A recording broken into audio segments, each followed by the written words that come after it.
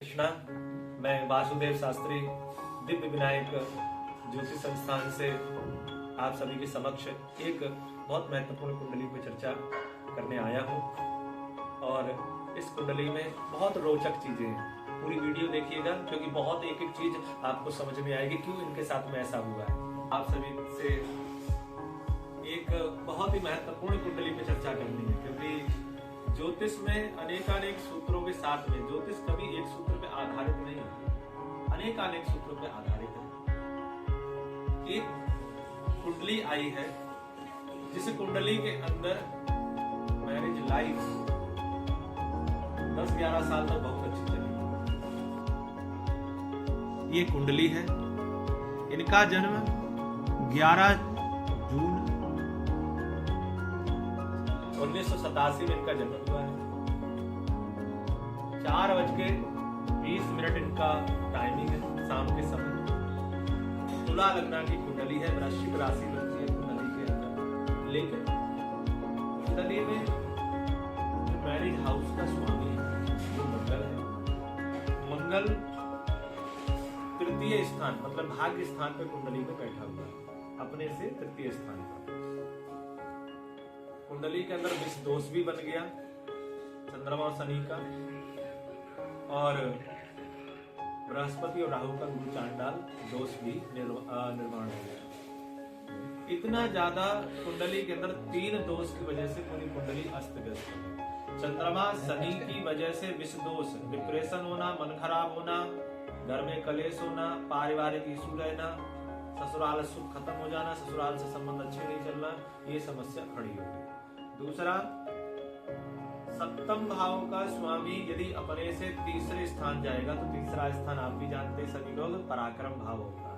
पराक्रम मतलब पत्नी कहेगी मैं तुमसे कम नहीं और पति कहेगा मैं तुमसे कम नहीं, दोनों में आपस में विवाद खड़ा होगा। छोटी छोटी बात पे विवाद हुआ, लड़ाई झगड़े हो गए। आज वो स्थिति आ गई है कि डिवोर्स होने की स्थिति पे पहुंच गई।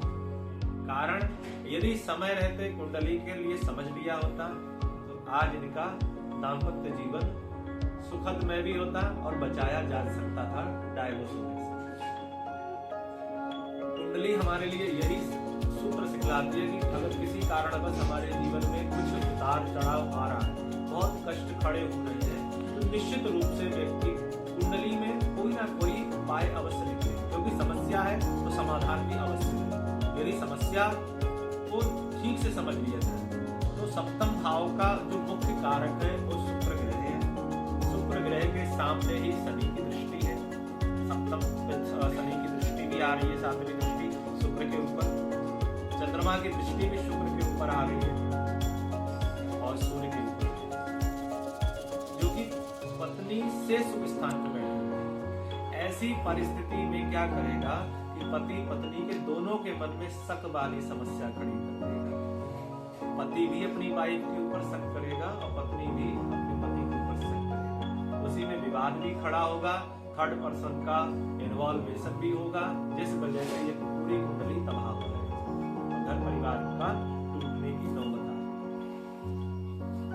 इसलिए इस चीज का बहुत ही ध्यान रखने की आवश्यकता है।